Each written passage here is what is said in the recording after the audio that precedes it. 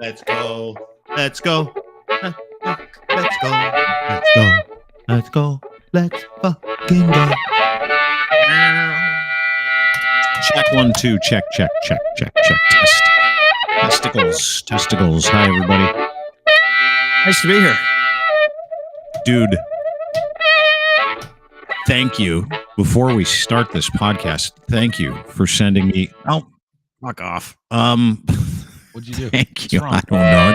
We got issues.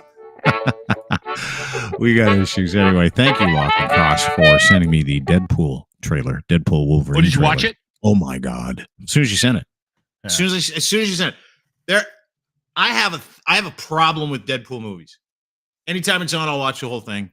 If I'm sad, I'll turn on I Deadpool. love Deadpool. I cannot get enough of Deadpool. Anything Deadpool. Deadpool 1, Deadpool 2, Deadpool Wolverine is coming out. Ryan Reynolds, Hugh Jackman, you sent me the trailer.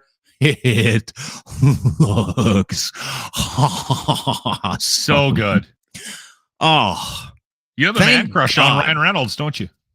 And Hugh Jackman. Yeah, I got a man crush on both those guys. I'm like, two of the fucking coolest guys ever. I don't have like a romantic man crush on those guys, but like if you're a dude and you Talent see crush. two dudes like that, Just killing it, you're like, how do you not want to be those guys? Just for a couple afternoons, right? Filming Deadpool Wolverine, I don't need maybe to be them. spending I'd some love money. to hang out. just Have with drinks. Ryan Reynolds. I'd love to hang out on the set because like they like each other, but the fucking Yeah. trailer, we can't play the trailer, but it will be posted at Crime Media, so you can go and have a look at it. It is on my Twitter feed. I believe it's on Lachlan's Twitter feed, at It's Dean Blundell, at Lachlan Cross. I can't wait. I think it's in July 5th or 2nd or something like that. I can't remember when it's coming out. That's one I'll drag the wife out to the theaters to see. Oh, totally. Yeah. I'll try and do the same, and I'll get this. Yeah. I don't get it. I'm like, it's No, my you know wife- what? You know what I my have wife to do to likes the get Deadpool significant movies. others to actually watch those movies, like Thor or Deadpool. I'm like, it's a true story. You'll love it. Is And Thor then the one? halfway through, Is Thor the one with the guy with the big hammer? that's right. Yeah. Okay. And then halfway through the movie, they're like, "This isn't a true story." I'm like, "No, but you wouldn't have come if I didn't lie to you about." I did that twice. Totally worked until halfway through the movie, which in itself told another story, which is why I'm not with that person anymore. Anyway, like if you can last halfway through Thor and you think it's a fucking real movie, you need. That's the wrong partner for me. Anyway, good to see you. Lots of stuff to get to. We're going to talk about a massive miscarriage of justice, which is actually kind of funny because it fits into what policing looks like today. The Umar Zamir story. We'll get to that a I've little been later on. watching in the program. that. I've been following that. Dude. That's, You watch that's this crazy. shit? Yeah. Just the coverage, just the news. I wasn't watching it. I don't know if it was the trial being broadcast. I don't think they had cameras. No, the trial wasn't being broadcast, but quick Cole's notes before we get to your How guest does today. that guy end up on trial for first degree murder? That's my For question. fucking 3 years, this dude. Canada Day. He's got his pregnant wife in the car. He's new to Canada. He's got a 2-year-old in the back. His name's Umar Zamir. He's in a parking garage coming back from Canada Day celebrations because Yeah. he's new to the country, loves this place, is so excited.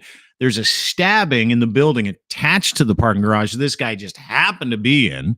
Yeah. Cops look at him. They go, fuck, guy's brown. Let's attack his car. So they do, plain clothes. Don't tell him he's a cop. He panics, backs up, nudges a think dude. they're- Hang on. Nudges a dude. One cop falls down, still doesn't know these guys are cops. And they've now got their guns pointed at him. And he's like, what the fuck? I got to get out of here. All the carjackings and everything that goes on in the city. He's got his wife and his pregnant kid. So he Yeah. takes off, runs over one guy, and he's dead. And the Yeah. fucking cops legitimately, and this is unbelievable, cooked up like 3 or 4 stories, lied on the stand. The judge Did they? sends the 100% judge sends the jury back. And he's like, listen, I don't know how you convict on any of this because it doesn't match the evidence. These guys clearly aren't telling the truth with their evolving theories. They deliver not guilty. You take off, Mr. Umar Zamir. His now legal GoFundMe to sue the cops is at $300,000. Good for him. Good for him. And on top of it all, the widow of the man who died, it was a terrible accident. Yeah. And the police chief said they wished they had a different fucking result. Really? You wish an innocent man would have gone to jail just so you could have your pound of flesh? Fucking unbelievable. Anyway, we'll get to that a little later on in the show. The one question I have, one correction, I think, is from my, like, I was following it, not what, but I do believe they attempted to, they were playing close. It was an undercover van that they were in, the cops, but I think they did try to identify themselves as police officers. So They did not. No. Okay. All right. I just They did saw not. that as part of the, And he did not know. And they were in plain clothes. And the stories that they told, anyway, we'll get to the stories. It's just unbelievable. Like, if you're one of those people, it's like thin blue line, got a little thinner yesterday. So we'll talk about that. Anyway, nice to have you. Good to be here. You've got a guest today that we need to get to. One of the things about being on this podcast and having an audience right across the country is that I'm in constant communication with people. And I'm meeting new people on a regular basis. And somebody showed up in my DMs, and I'm not exactly sure where our conversation started, but her name is Wendy Gray, and she obviously had insight into this business. And so over the last couple of months, we've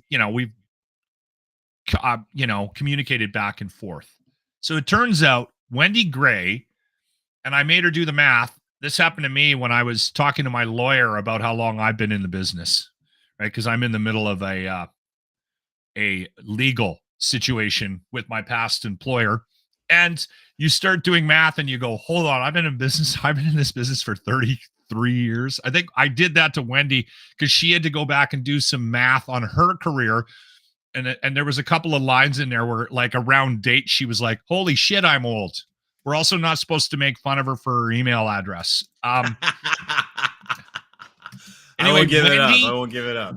Wendy Gray started in the business in the 90s, went to school, got into broadcasting from the news side of things, and has a very interesting story because her career led to running 34 radios, overseeing the news departments for 34 radio stations with a company called Vista.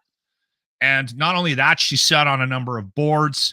And we'll let her tell her story, but she's got a very interesting perspective on how we get our news in this country and where radio is at from an ownership perspective. And I can't wait for this conversation. Ladies and gentlemen, Wendy Gray. Hi. I bet when was the last time you had an applause, Wendy? It's been a few years, I think. Oh, Wendy, it is so nice to meet you. Look at you. Look at you. We got some female content on the show today, which is really nice. It's usually just a massive sausage fest, Wendy. So thank you for agreeing to be on the show. Appreciate it. It actually usually is a sausage fest. So it's a pleasure to be here. Yeah, thanks for breaking it up. How are you? Where are you calling us from today? I am in beautiful Stratford, Ontario. Oh, Stratford, home of Shakespeare in the Park, Justin Bieber, and farming. Yes. Yeah. Yep. Yes. Beautiful. Yeah. Stratford. I didn't know Biebs. that. Oh, dude. Okay. Biebs is like, there's a Biebs museum. Have you been to the Biebs museum yet, Wendy? Have you gone to see Justin Bieber in all his childhood glory? And I actually haven't, but ironically, I live in the same building that Justin Bieber grew up in. Oh, do you really? I do. Yeah. So where you are now, where you're situated now, that's where the Biebs spent his formative years? Is there a plaque? Is there, do you pay homage? Do you have to do the whole spectacle, testicles, wallet, and watch when you go into the Biebs? No. But he was here. He did a series of mini docs, right? Yeah. About his life and whatnot. And he did show up here. And it's funny because in the documentary, you can see my head sitting watching television when he showed up dusky one evening and got into the building and went to his apartment, which was on the first floor, and did a whole thing about it. So yeah, it's cool. kind of funny. Is that ever cool? I'm not a Biebs fan. But how can you not be? I'm a Biebs guy. I hate Drake. He wants to kill me. However, I still like his music. Yeah, it's Canadian. I don't mind little Biebs. You know, the good thing is that in the documentary, if they got your head sitting and watching TV, curious, did they catch you drinking or catch you doing? Okay, good. I'm just asking. Maybe dragging a Magnum. Not at all. That would have been cool. No, it's kind of a fun fact about my life in Stratford. Yeah. Yeah. Originally from Stratford. Where are you from originally, Wendy? Where'd you No, grow up? originally, I was actually born in Whitby, and Dad worked for General Motors. He started at General Motors when he was 15. Wow. So if you know anything about GM, it's 30 years and out. So they had me very late in life, and at 45, he retired, and we moved to a little place called Bancroft, Ontario. Mhm. And I grew up. I say I grew up. We moved there when I was 6. So I grew up in Bancroft, Ontario. And that's where All I right. started my career, actually. Oh, career in radio. So what did your dad is an auto worker? What did your mom do? Was she a homemaker? And what happened? Because you've got a kind of an interesting career, right? You've been at the top of the food chain when it comes to management and media. You're a news director, as Lachlan pointed out. So what was the impetus? Were you one of those people that would listen to the radio and go, I want to do that. I can do that. Would you sit there and practice like he and I did? Well, he did. I didn't. I didn't want to do this job, but just kind of found myself doing it. When did you fall in love with the radio industry? There's the question. Okay, that's an interesting question. I would listen to Dick Smythe and Tom Rivers on what was CFTR in those days. 680. And yeah, 680. And fell in love with Dick Smythe. And I had an interesting childhood. My father you couldn't talk in my house from 4:30 to 7. We had one channel, which was global. He would watch the Y and the R from 4:30 to 5:30, and then he'd watch global news from 5:30 to 7. And you didn't talk unless it was a commercial break. And so that got me into news, really, and watching it and absorbing it. My dad was also a very proud Canadian and believed that if you're going to live in this country, you needed to know how it is governed. So when I got into high school, we would leave and go to Ottawa for a week. And we would sit in question period for an hour, and then we'd Get leave outta and here. we'd go and do all the museum stuff. So I firmly blame my father for daddy issues, daddy issues. But I firmly blame my father for my career choice. And Your Dick love of Smythe. news. Yes. And And Dick Dick Smythe. Smythe. God rest Well, them both. Yes. So you come from a home where news was important to your father and The Young and the Restless, which is kind of cool, right? Victor Newman was around back then. Everybody shares a Victor Newman story. And then your dad, I'm sorry, I'm laughing. I shouldn't laugh. For vacation would take you guys to Ottawa so you could sit in the gallery for question period. Is that correct? Yes, that is correct. Were you like, hey, is there a pool here? Can we go? Is there a McDonald's in this place? No.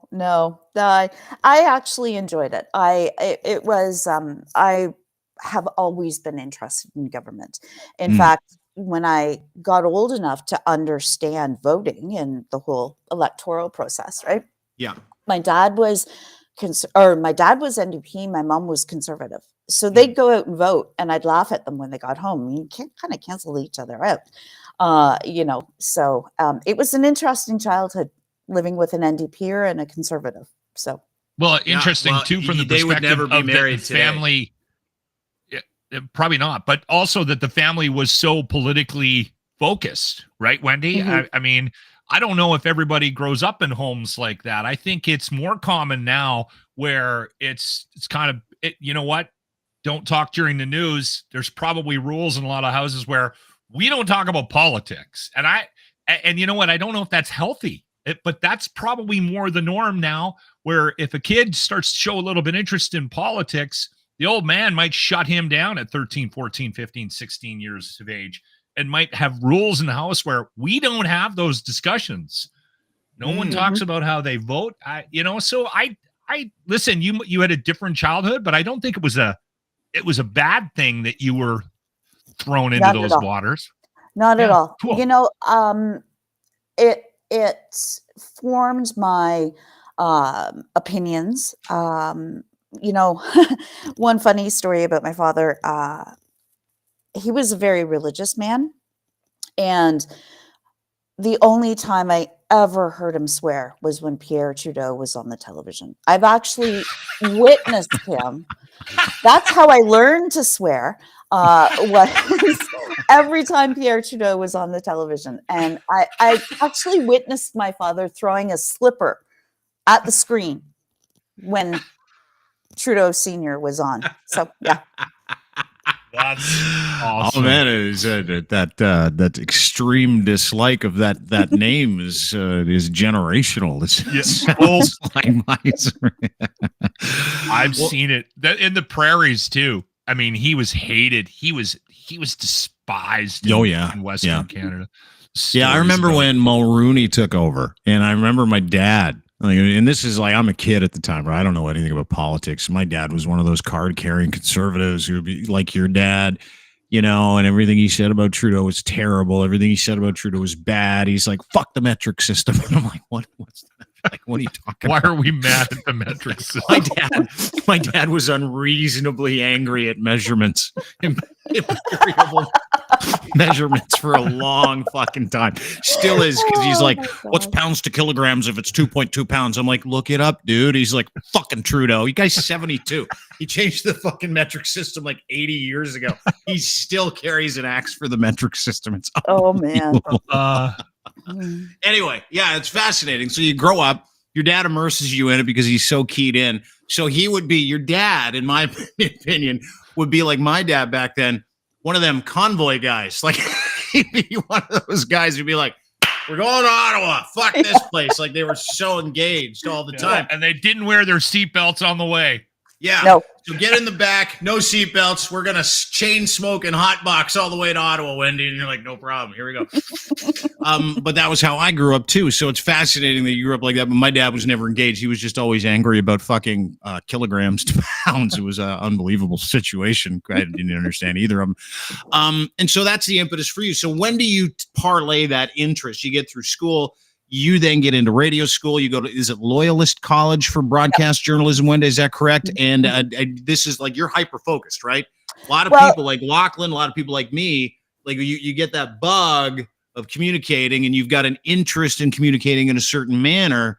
It's on. Like, you go to broadcast school when? 93? 94? 91. 91?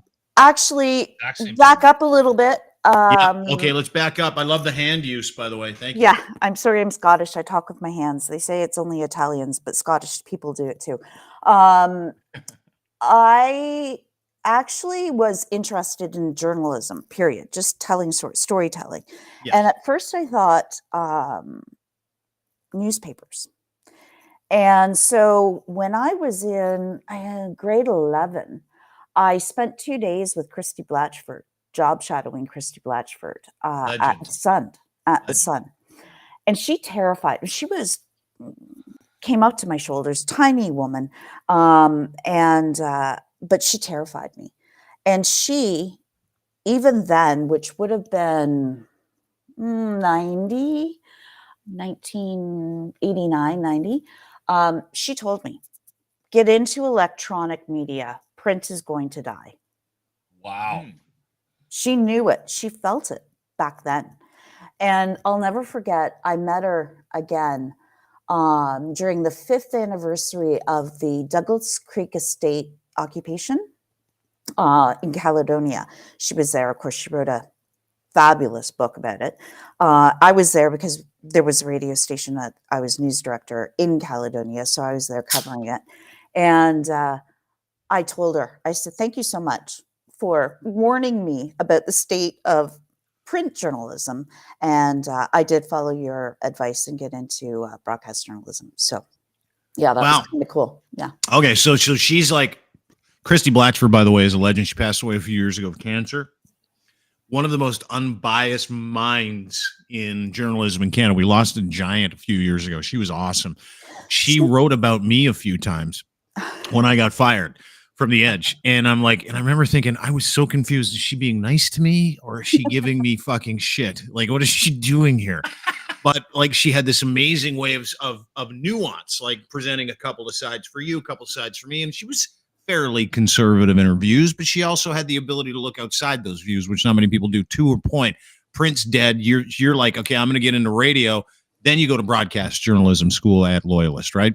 Right. Did you get the bug for it? Did you enjoy that? Like, what is it that? Yeah, absolutely. Okay. Absolutely. Actually, in grade 13, yes, I'm that old. In grade 13, I took an English lit course and a creative writing course.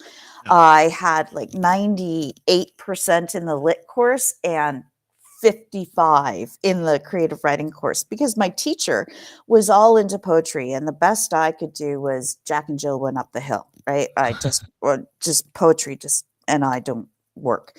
No, you're not interested in haikus. No, not a big haiku person. I'm a bit of a haiku guy myself. Limericks, yeah. Hickory dickory dock. Not interested.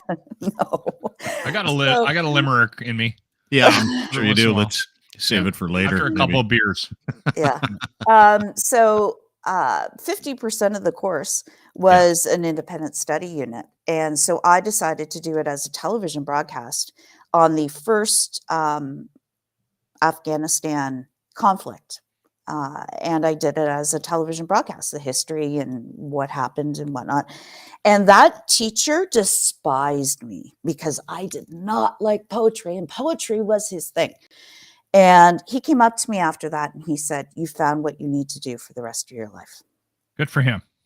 And by that time I had already applied to Loyalist and Ryerson and all the going concerns at that point for broadcast journalism. But yeah, that I've always had the bug. I went into Loyalist college. I think I read the first newscast on the brand new college radio station. And I've loved it ever since. Now, I graduated from Loyalist, and then I went back to my hometown looking for a job. And I was home maybe 2 or 3 weeks, and I got a phone call from the program director of the little 1,000 watt AM radio station. He called me up and he said, "I hear you're home. I have a position. Would you like to come and interview?" So I said, "Yeah, absolutely." I did. So I went up, and it was for swing announcing and weekends. And he takes me in to the studio, and there's a board.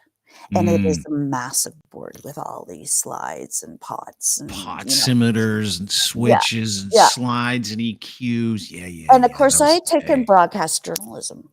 Yeah. I had never no radio, no opping experience. Yeah. Okay. Oh wow. So he said to me,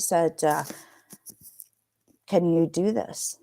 And I said to him, lied through my teeth to get the job. I said, "Oh, sure, I can do that, but somebody's going to be here the first day, right? To train me." Yeah. After that, I spun records and CDs at the time and did radio bingo. Yeah. You did radio bingo. Bingo. Did you do swap radio too? I did. Yeah. We used to call it Tradio. I did that. Radio. See, a lot of people don't understand the magic of doing like a swap meet on live radio. Like you can't imagine it because Gary, I told you last week you can't sell firearms. Well, here's my number. Or vehicles. Or cars. Yeah. I did it in Castlegar, and and when I was growing up, I lived there too. But they had Trader phone or whatever they called it, and it was so funny because all the Dukabors in the neighborhood like would get in there, and they loved it. They were selling everything. I got the box of peaches. I got the cook stove. And I got a box of peaches. Yeah. I got 10 pounds of peas and my daughter. Yeah. You're like, hey, it's human daughters off limits. No daughters. That live radio. Oh, it was so the best. Good. Yeah, it was awesome. Yeah. I think the best thing was the radio bingo. Because how do you call bingo? Like, how does someone? They had a real bingo machine in the studio, and it would spit balls out, and I would read the balls. Sell the cards at all the stores around town, and then you had to call. People had to call in to claim bingo. Yeah. So you had to, while you're calling the numbers, you had to watch the damn phone line, right? People would get so pissed. but That's awesome. it was for a great cause. It was Yeah. to build a pool in the community. So it was a great cause. But the one, this is the most bizarre. Hmm. I had a listener come in one day and she brought a cassette tape. So again, we're aging ourselves, right? And it was of Well, me. to be fair, you're aging yourself. We haven't Well, told yeah. any of these stories, but yeah. Right. So she brings in a cassette tape and I put it in and I play it. And it was me. She was recording me calling bingo with her parrot parroting me. So I'd call B13 and the parrot would go, B13. Please tell me you still have that audio. I have it somewhere. Yeah. Yeah. It's in a box around here somewhere. Yeah. Yeah. Now we just got to find like the technology. Like you got to go back in time to find the technology to play that audio. Do you really? You got a cassette player? Yeah. I kept a bunch of. I kept I got a box. Got a ghetto blaster in the. Swear to God, the garage. Thing has been through like 4 wars. It looks like. The one that takes like 42 D-cell batteries costs like $80 to play it for 6 hours at the beach. Remember those things? You're like, fuck, why isn't this playing? Like, yeah, remember that? Yeah. Okay, so that's you get CD player on the top. Oh yeah, it was awesome. Yeah, yeah, that's it. You press the button, you dip the CD in there, and it's like you better put it in the right way because all you'd hear is right. It's the same. Okay, so you do Tradio, you get your start in your small town. Radio bingo. Fuck, I love that. And then you get, so what's your next career move? Where did you go? And how did you get into management? Because you start like everybody else started, and everybody in radio loves those first experiences, right? That's your first job. You're excited. You're on the radio. You're doing your radio voice. You're like, hey, how you doing? You're smoking. Did you smoke in the control room? Oh, yeah. Sure. Wendy, did you smoke in the control room? You did, didn't you? No, I did not. But my first general manager used to read the horoscopes with a cigarette hanging out of her mouth. It was beautiful. 9:15 every day. She had a smoke hanging out her mouth, and she was reading the horoscopes out of the Toronto Star. Yeah, for sure. Yeah, that's awesome. Okay, so how do you go from that? This is the story that I love. Like Lachlan starts a small town. I start in a small town, right? Fort McMurray, Rosetown, Saskatchewan. End up in Toronto at the Edge for 15 years. Fairly well-known story about that whole thing, right? Which is big. Like it's everybody's goal is to get to a big city or to run radio stations or to ascend to management. Like that's what everybody's goal in radio was. So how did you go from that to being the person that you and eventually became, which is a quote big swinging dick in the media cracker factory, if you will? Well, Christopher Grossman was buying up a lot of radio stations at the time. And so he purchased the radio station in Bancroft and flipped it to FM and kept me on. I think I was the only employee he kept on. And so it was 21, 23 radio stations at the time. And he called me up one day. And he said, can you meet me in Bracebridge for lunch? And I thought, oh, here we go. I'm getting shit canned, That didn't happen. He actually offered me the news director's role for the entire company. But he said, you have to move from no, it was Halliburton Broadcasting at the time. Oh, okay. Yeah. And he said, but you have to move to Bracebridge because that's where Halliburton's head office was. So by that time, I had worked since I was 14 at a convenience store. I knew most of the population was 3,500 people, right? And then I was on the radio. And then I worked at the beer store at the same time, concurrently as the radio. So it was a bit like being in a glass fishbowl. I couldn't go to the grocery store and buy milk because people would stop me. Why do you play Shania Twain so much? So it was a bit of a relief to move from there to Bracebridge. And so I spent a lot of time in Bracebridge, in Muskoka. Yeah. And then he bought Caledonia, Stratford, and Niagara Falls in very quick succession. And I was also operations manager at the time too. And how old are you at this time? Yeah, you're young. Yeah. Yeah, I was about 37, 38. Wow. Good for you. Yeah. All right. So he wanted somebody who was familiar with Halliburton's processes and policies and all of that sort of stuff to move to Southern Ontario to oversee these stations that he had just purchased. So he gave me the opportunity. I knew I didn't want to live in Caledonia, but I came down to Stratford, lived here for a bit, went to Niagara Falls. I felt at the time that the vibe of the staff at Niagara Falls fit more of my personality than here in Stratford. So I chose to move to Niagara Falls. And then he sold us to Vista. And, fortunately, Vista kept me on and they sold Caledonia and Niagara Falls. Niagara Falls, bit of a non-starter, up against the House of Rock. You guys quite familiar Hits with FM. Yeah. Very, very difficult It was a monster. market. Yeah. Difficult market for anybody to make anything go there. So they sold Caledonia first, and then they sold Niagara Falls. And I had been, at that time, I had been commuting from Niagara Falls to Stratford 2 to 3 times a week. So when they sold Niagara Falls, I left my husband and said, I'm moving to Stratford. So I've been in Stratford for 7 years. Wow. That's where you've been. So that brings you to Stratford, where you still are. How long have you been out of radio? December 22nd, 2023 was my last day. Oh my God. And so recently. you chose to do this. I did. Why? Because you're at the top of your game. You're running a bunch of stations. You're the news director for like 30 stations. It's that ascension that everybody wants, in that industry.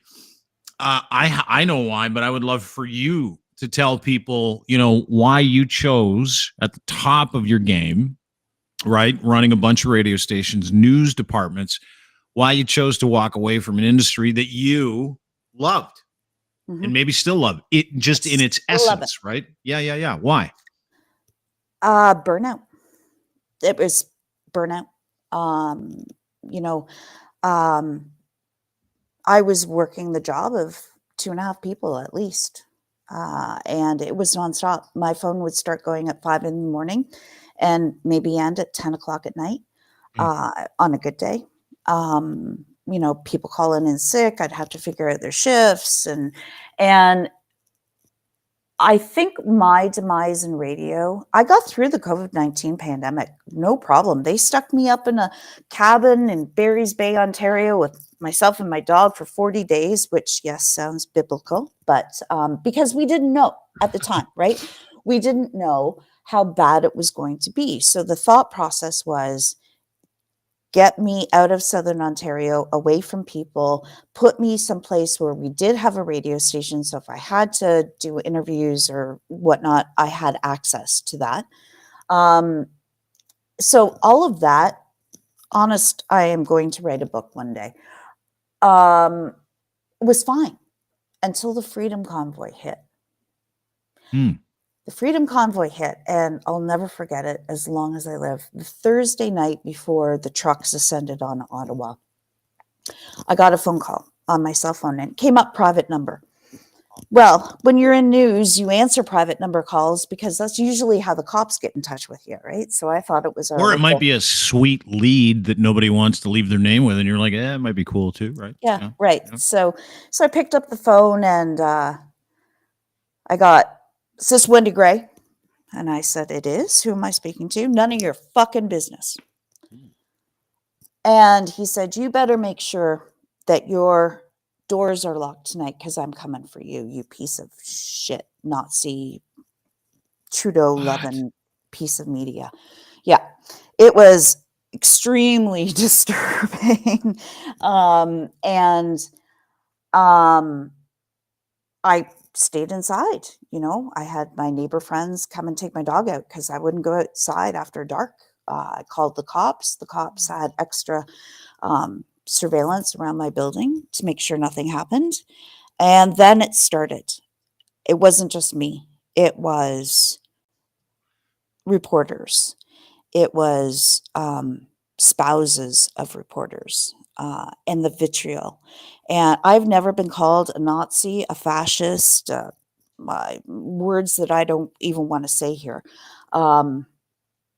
as much as I was during that time. And it had a profound effect. It had a profound effect on me, and I think on some of my teammates. And so I toughed it out. You know how you do?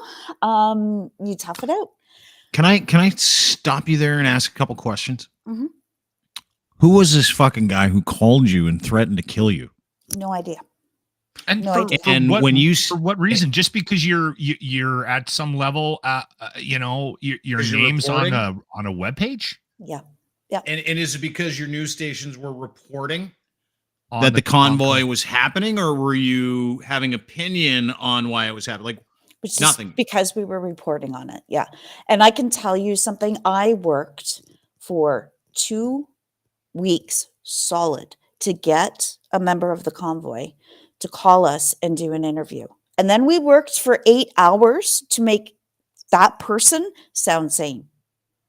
Like, we tried to be unbiased and deliver the news. That has always been my thing.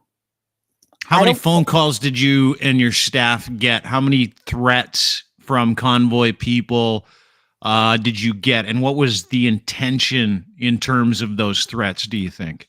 To scare us, I think. Into We not had, talking about what was going on at all? yeah.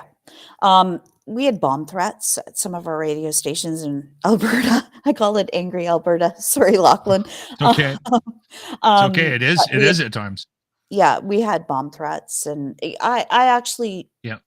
about 4 or 5 days in, I stopped counting the number of threats we got, because they were just mad at the media.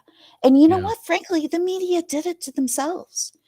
I'm not talking about small independents like I was working for. We did our best to remain unbiased during the whole thing. I mean, we obviously were humans. We had our own opinions about it. But as Mhm. far as news goes, number one concern, right? Stay unbiased, stay neutral. So that would explain why I had 1,400 death threats for calling those fucking psychos hillbillies for 3 years, Yes. right? Yeah. Yeah. I had people parked in front of my house. I've been threatened. Like, fuck, it's old hat. It's what they did. Anybody who reported on anything they did, anybody who had an opinion on anything they did, anybody who said anything about the convoy that didn't sit well with complete mental and physical and emotional degenerates who had the IQ of a fucking sack of flour, okay? Anybody got threatened. Anybody. Didn't matter who you were. And depending on how big you were, right? And we did some podcasts where you had like 15, 20,000 people watching these podcasts during the actual convoy. Anybody That's who had when any I jumped on the podcast, Wendy. Do you know Dean? I know you're relatively new to the podcast, but do you know Dean and Crier Media were like, I remember we were doing weekends, Dean. Like, yeah. I would get a note from Dean going, "Can you go? We're going in 30 minutes. We're going live." Like, yeah, but we had Karima and a lawyer and a GoPro walking around the crowd, and right, she was like reporting on it, and it was literally just reporting what was going on. They were passing my picture around at truck stops, telling truckers that, giving them my address. Like it was unbelievable. And it wasn't truckers. It was just a bunch of mental defective degenerates who were really pissed off that their life sucked. But to your point, these people had been ginned up.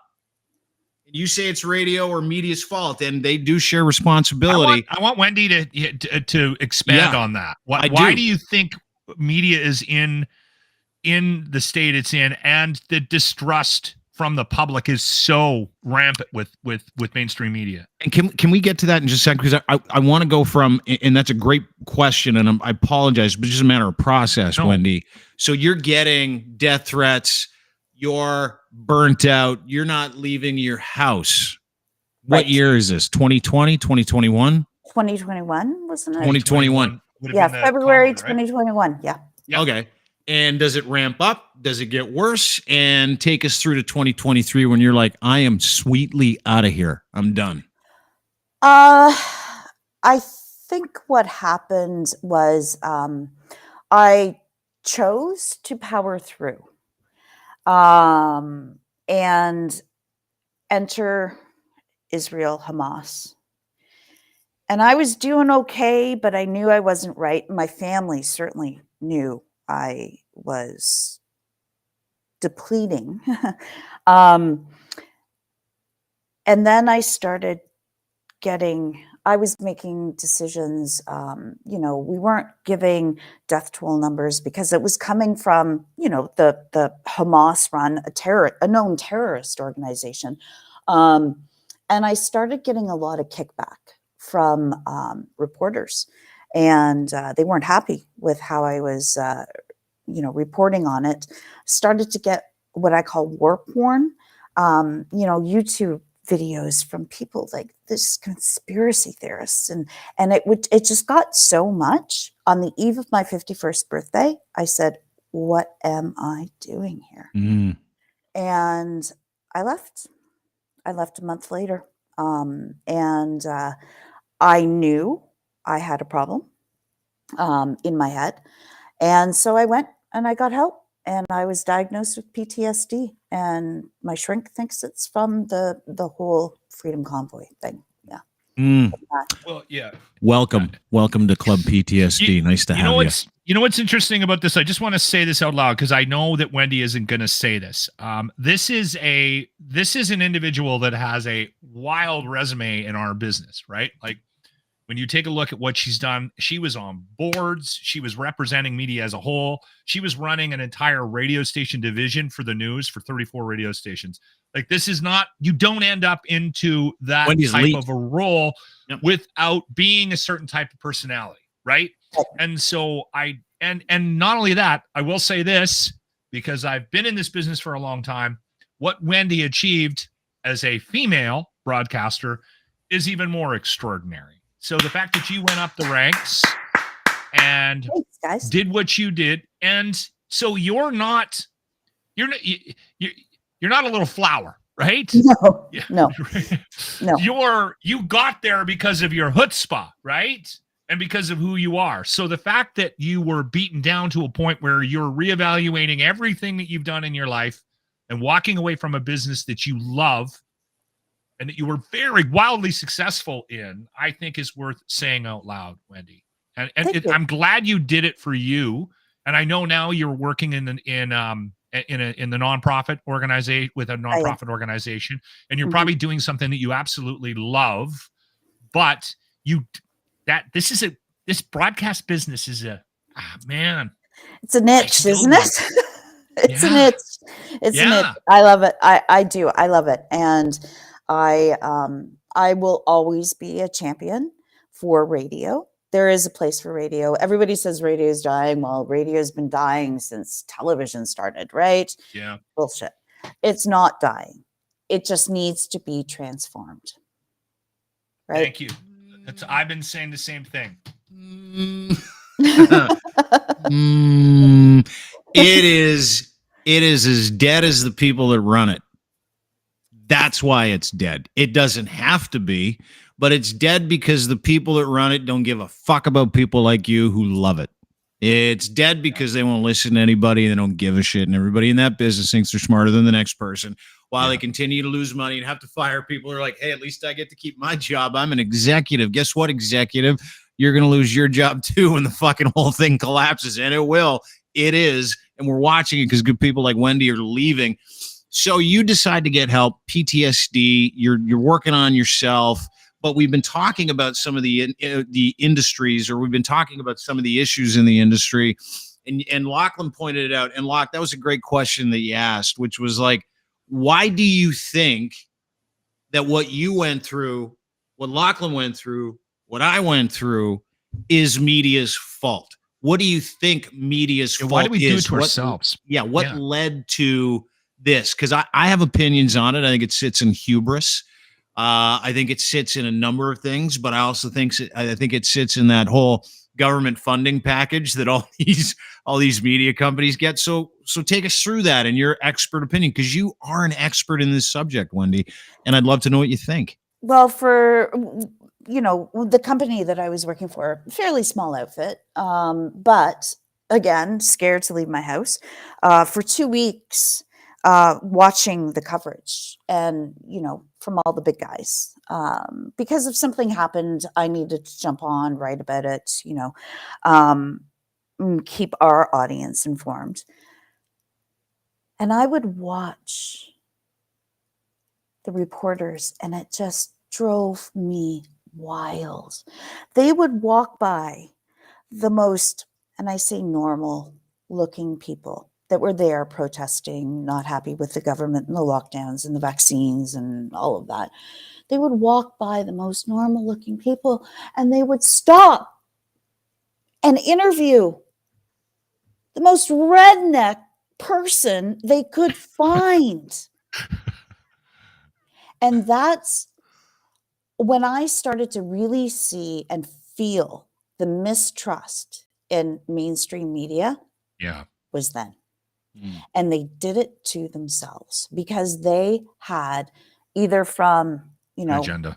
They had an agenda. They had an agenda. What was the agenda? Paint them as crazies. Yep. And ignore why there's a reason why they might be there. Right. Yep. And I've commented on that multiple times over the last 3-4 years as well. Yeah, but the crazies are calling her at work, threatening to kill her. But she's and they drove her out of the business, but she still is seeking the truth. And the truth is that there is a root problem in our country as to why we don't trust the media. And it's a growing, we talked about it, Dean, where that fringe group isn't a fringe group anymore. And everybody has a different perspective. And you know, and being on this podcast for quite a few years, Dean and I have gone through an evolution of you know, how we present content. And Dean's obviously, he runs Crier Media, but does listen to me. And we have had these conversations. Like, we have to open up the doors and let other people in. We got to hear other voices because that's the only way I think we can fix the issues that we have right now. And you're not wrong, Wendy. You're not wrong. I think there is like media and the ownership need to take some responsibility, as well as both sides of the political spectrum in this country. Like, that's the thing that drives me crazy. Like, I've said this out loud, and I don't want to make this about Justin Trudeau, but if he actually is going to bed every night, if he's going to bed every night thinking that he doesn't play a part in the division in this country, my God, he's dumber than I thought he was. You think that's true, Wendy? You agree with Lachlan? You think that a certain segment of Canadian society has been vilified or painted as psychotic? You being willing, as Lachlan points up, to stand up for some of those psychos and some of their actual grievances. Because what I do is I throw the baby right out with the fucking bathwater. I love doing it. So, like, if someone comes for me and they represent a community, I'll give it to the whole fucking community until that community tells that idiot to pipe down. That's what I love to do. It's my thing, and I have the ability and the reach to do it, right? Someone like you has the ability and the understanding to look at nuance, right? Where you're going, okay, these people are being painted as absolute psychos and rednecks. Generally speaking, that is the core of that group of people, though, that I've experienced. You know that, and I know that. But there are legitimate grievances that were painted as, you know, you're racist. You're stupid. And I get that. I get there are all kinds of nuance around this. But I want to get to a piece that sits within their sphere, which they're not wrong about. When I say they, I mean people who go, mainstream media is corrupt. It is. It is. You've worked in it. I've worked in it. I have been in board meetings where they're like, hey, listen, the big pillar of finances coming from our new budget comes from the government. The government, because we're going to get some fucking handouts here, boys and girls. So if you want to play your cards right, you need to interview these people over the next couple of weeks. That ever happened to you, Wendy? No, never. No?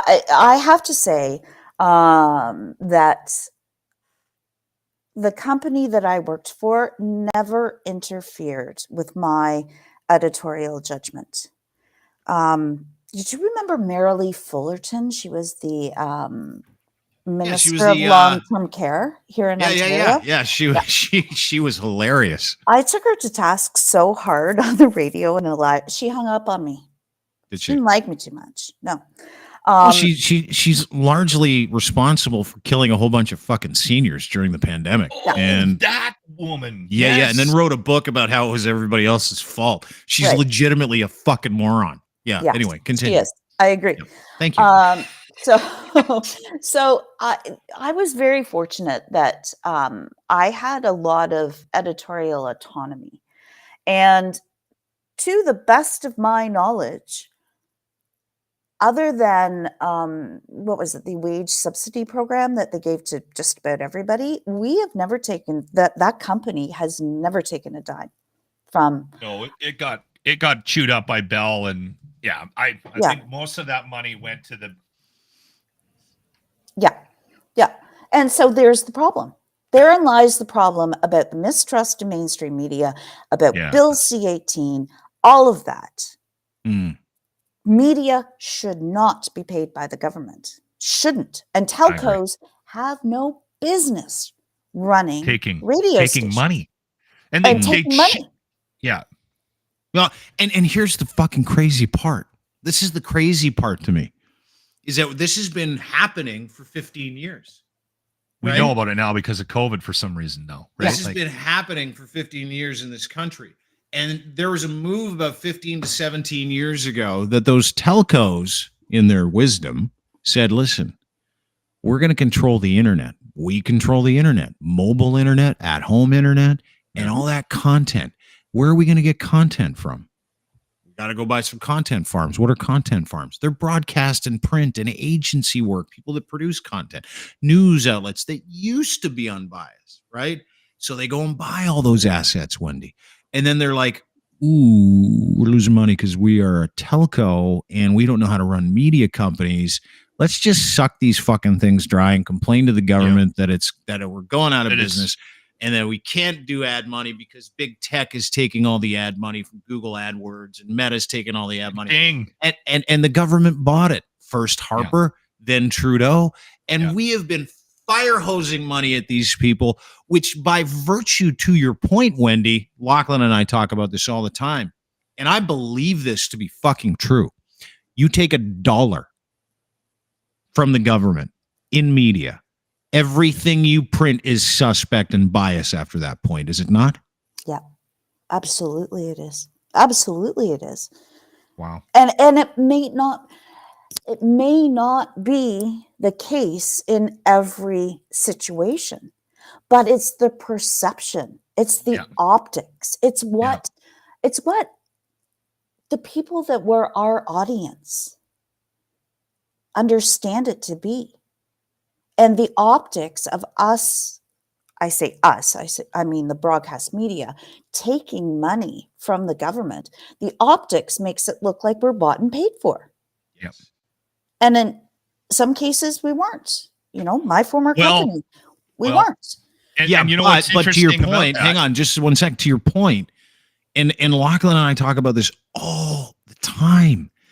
I can see, and it's fucking terrible, I can see the vitriol because I hold the same vitriol for these companies because they're taking all that money, they're firing people in your case, people that do this job, taking that money and giving that money in Bell's case.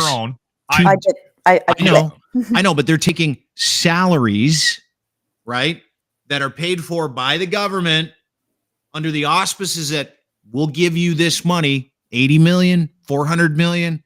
We'll spread it around. However, you got to pay your people. You have to keep people employed in small towns.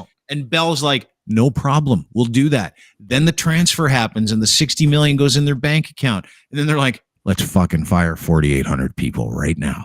Let's put all that money below the line and let's pay out dividends. Let's do it. And it happens again and again and again and again. And they do it. When they do it, they're doing it and getting the money based on the fact that they're the only things that can protect getting the right information in the hands of Canadians. But let's put blame where blame is due. Please. CRTC. I mean, at the end of the day, who let this happen? Who let Bell and Rogers take over half of the broadcast sticks in Canada? The CRTC. And they lobby for the CRTC changes in the rules for ownership on a constant, like daily basis. They're in there. And they're throwing a lot of that money that they got from the government at the lobbyists to try to keep control of that business as well, right? Like that's the circular thing. Yeah. Yeah. Can we just back up just a bit? Dean, I want to, because I want to make sure that people understand what Bill C-18 is. And I'm not smart enough to explain what it is, because I think a lot of people just, we'll get you to explain it, Wendy. Because if you're in a bar, if I'm watching a playoff game and I'm drinking a beer in a bar and I have a conversation with somebody I just met and we talk about Bill C-18, that person may just think that it's Justin Trudeau's attempt to censor the entire country. So there is a lot of misconception about what Bill C-18 is. And if you take like 1,000-foot view of it, was not the intention actually pretty good from the get-go, but the government got its hands on it and now it's a mess, right? From all accounts. So C-18, I think, came from some lobbying from mainstream media. The Canadian Association of Broadcasters. Yes. Yes. So the premise of the bill is because, they see Google and Meta and all of these platforms taking digital dollars from us, advertising dollars from us, and they have. I mean, there's no debating that they have. However, so what this bill was to do was we were sharing our news, our links onto Facebook, and we were getting like 60% of our traffic was coming from Facebook, because people don't understand to go to a website on their own. They need to be force-fed it on a feed. 60% of our traffic was coming from Facebook, but the government decided to force this, to make the platforms, the tech platforms, pay us to distribute our content, right? Yeah. Zuckerberg wouldn't flinch, and you saw it coming from a mile away, and the government wouldn't flinch. They would not listen. They were so hell-bent on pushing this through. They just did not listen. And so what has happened now? People are getting people aren't getting news through Facebook because, a lot of companies have tried through newsletters and, subscription-based vehicles to, Twitter as well. However, I was an early embracer of Twitter, but in a lot of the smaller remote markets, Twitter's not a thing. It's Facebook. Everybody's on Facebook. So Twitter still allows the sharing of links, but I don't think people are picking up on it. No. So in hindsight, what they've done is they've cut media off at the feet from online traffic, from eyeballs onto our online sites. And, it's places like Kawartha Now or the whole Village Media empire that are really suffering from it, because they don't have, like, a radio station has a big bullhorn, right? So we still have that outlet, but those online startups are the ones that it really hurts. Drove the traffic away. And then conversely, when you look at the other side of it, that's where the mistrust and the misinformation comes from, because you're not getting it from even a semi-legitimate source. You're getting it from AI creating memes and stuff, and using like actual logos from media to get people, it's clickbait. And that's where the and it really has hurt the media industry, right from the independents right up to the startups that are starting online, or I shouldn't call them startups. They've been around for a long time, but it's hurting. So Wendy, when Bill C-18, and there was another one, like there was an earlier incarnation of it that got thrown out. Well, there's two bills. Let me just bring you up to speed. So two bills, Bill C-18, Bill C-11. Bill C-11 was the censorship bill. Everybody thought it was a censorship bill. And by and large, it is. It's CRTC saying, hey, we might regulate social media. We might not. And they put that in their back pocket just in case they have to, because Justin Trudeau is a pussy. And he refuses to enact any legal means to end hate speech. So here's why we have that. Number two, C-18. C-18 is, hey, listen, big tech, pay all the broadcasters. That's for the privilege needs to be said out loud, Dean. I want to make sure. No, it's the dumbest shit. And I'll tell you why it's the dumbest shit. Because big tech, yes, to Wendy's point, has absolutely destroyed the advertising model, traditional advertising model, because they have the ability to target and be exact with their information and track that information. Radio was a great game for that. And it's a joke. And I'll tell you why it's a joke. Because everybody that bought radio advertising for a long time, and if you're a person that advertises on the radio, don't, first of all, and I'll tell you why. Because there's no guarantee that they can prove that any of your shit works. With digital media, you can prove it. You can prove engagement. You can prove turnover. You can prove conversion. You can be super exact. You can get that into the hands of the right person. It's not this, hey, we're going to put this thing on a diminishing asset and you're going to give us $40,000 a month for it. And if you do it enough, people might buy your tea towels. If you do it enough, people might sign up for your campground. Like it's literally a joke. And it has been a joke for a long period of time, but it's been one of those real quiet jokes in the industry. I was talking to my dad. He was an executive for a very, very long period of time in radio about this. And I said to him the other day, because I talk about our business, how exact, how the analytics are incredible. And he's 72. And you know what he said to me? He goes, dude, we sold bullshit for 40 years. He's like, we sold bullshit. And I go, what do you mean by that? And he's like, you know, you'd get in there, you'd play someone their brand new spanking commercial, you'd key them up, get them really excited, and you go, okay, the more you advertise, the better chance you have of this working. So you give me a bunch of money, and if it doesn't work, we'll figure it out, but it's probably going to work. Did it work? Some people would say it did. Some people would say it didn't. But he goes, we sold air that you couldn't track, right? Mm-hmm. That's what we did. You know, and if we sold something cool, we'd show up and do a remote. He goes, that was really the only thing worth selling on radio, but we did it all the time. And to that point, radio is still that model that has not embraced that digital portion, right? The digital and side when they haven't, none of them have. Like I have meetings all the time. We consult in this space with people that want to digitize their media content from a radio perspective. They're like, some are better at it than others, but they're still way behind the eight ball. Right. Yeah. Not many. Yeah. And to that point, that lack of foresight, the lack of having anybody with scrote in that industry to make a serious decision, and this is the truth, and the lack of people with any character whatsoever who believe in that medium. And to your point, Wendy, I believe radio has never been more viable because it's free and the reach is there and it's a blowhorn and you can bring people in with radio. You can't with print. You can't with television. It's just a thing you look at, right? Radio is interactive. It's free. It's here. You can watch it. You can turn it on.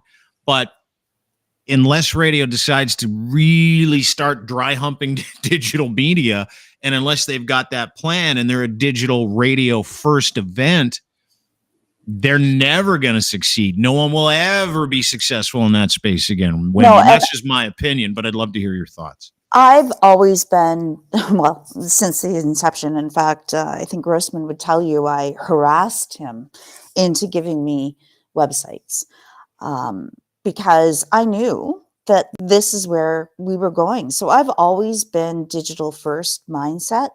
You know, I used to preach to my teammates, while you're sitting there in the studio waiting for Katy Perry to stop warbling, put it on the website, feed it out through social media. And then when Katy Perry's done, do your breaking news on the air. Because it doesn't matter. And again, I was fortunate for with the company that I worked for. They were trusted. We were small and medium markets, and they were trusted. So, but it doesn't matter if somebody hears it on the radio or sees your logo on Facebook telling them that a major highway is closed down. Appointment tuning doesn't happen anymore. Yeah, you're right. People are getting it here. Yeah. And they don't, they're not necessarily listening to the radio 24/7 like they did back in my dad's time, my parents' time, or even in our time, right? You guys remember sitting around the radio waiting to hear if your bus was canceled? I do. That was important.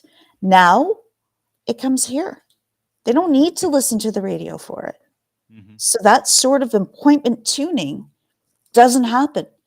So that shift in our minds about how we deliver content started to happen for me quite a few years ago, right? And I gotta tell you, one of the things that really changed my mind about the job that we were doing was COVID, because I started to realize that people were shutting off other things, other voices, and other that bothered them, and they were gravitating towards us because we were fun and they needed a break from all the craziness. So we would hear from people all the time. And I had a moment of panic when I ran into somebody. I was in a superstore or something, and they came up and they jokingly, I thought they were joking, but I remember getting a twinge of anxiety when this person admitted that they had shut off all other media and that I was his only connection to the world, like news. And I panicked. I'm like, dude, don't tell me that. That's terrifying. I can't be your news source. Like, have you heard the show? And he just kind of chuckled. And then it started to happen more and more.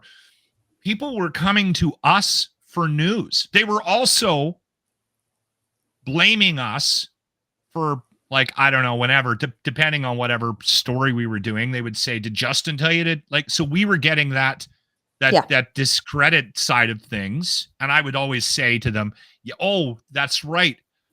Go get the facts from Justin Trudeau so that we can get this news right for everyone.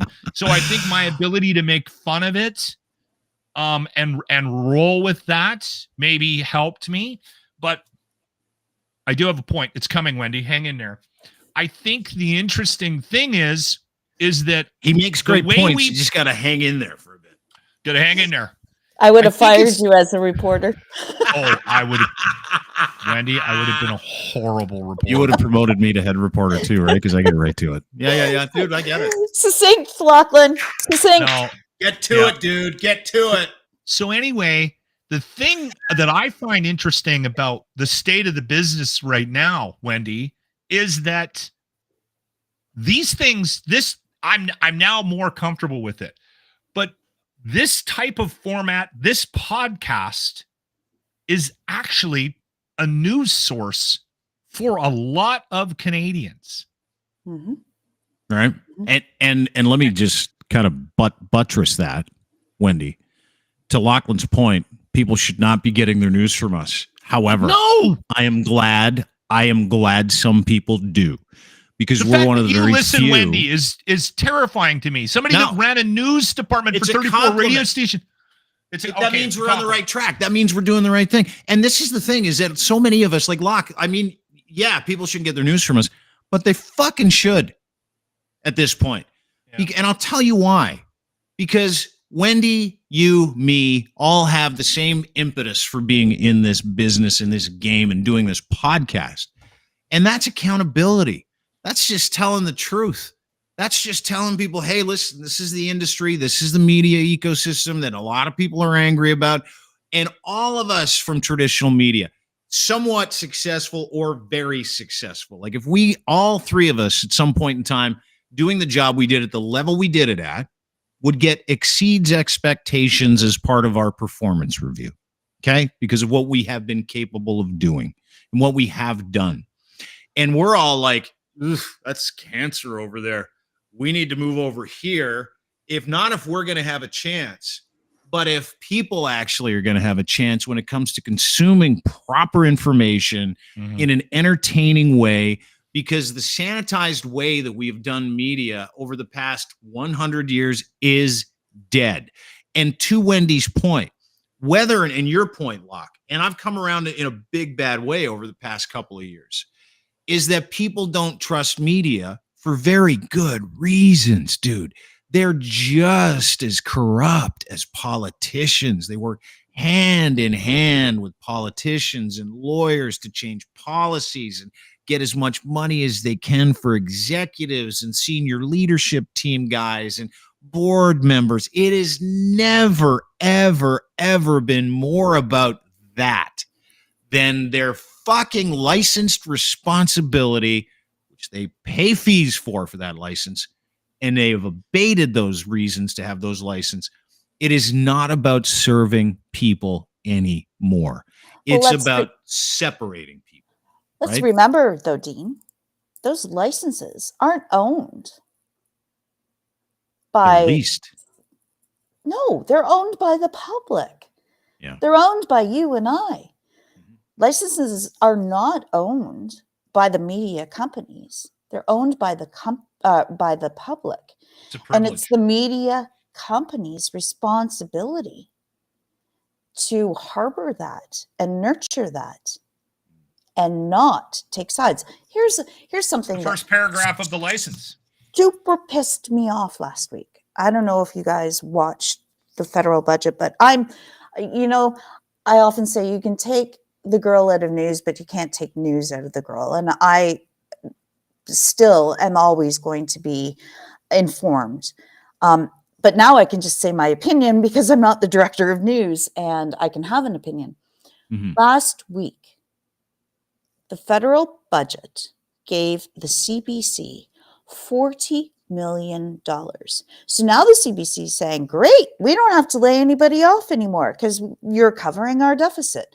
So that gives the CBC more opportunity to, Rosie Barton and Justin Trudeau and that whole love affair.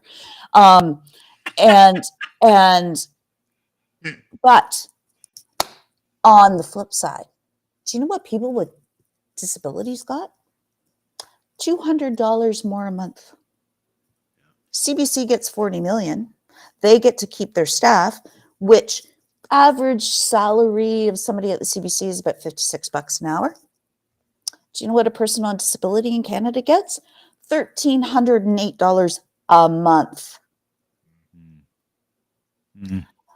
When you break it down like that, is there any misconception of why the CBC blatantly is the most mistrusted media conglomerate there is in Canada?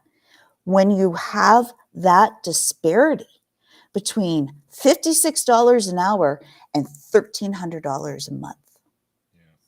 It's insane. Well, then you look at Catherine Tate, right? Who's the CBC president, basically telling everybody, no, our executives are all getting bonused out with that money now. So, and then won't even do an interview on her own CBC to talk about it. Refused yesterday. Travis Desharnage.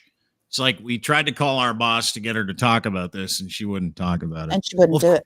Of course she wouldn't, because every single one of those people is in a position of authority because of who they know. It's not because of what they do. They know hypocrisy. Yeah. So it's easy for me having this conversation to see why so many people and you know what? The people that are quiet about it don't have the ability. The people that are quiet about this do not have the ability to look outside their own bias. You do, coming from the background, you do. Lachlan does. I do, because we're not in it. We don't have self-interest in that industry anymore. But it is fucking amazing to me.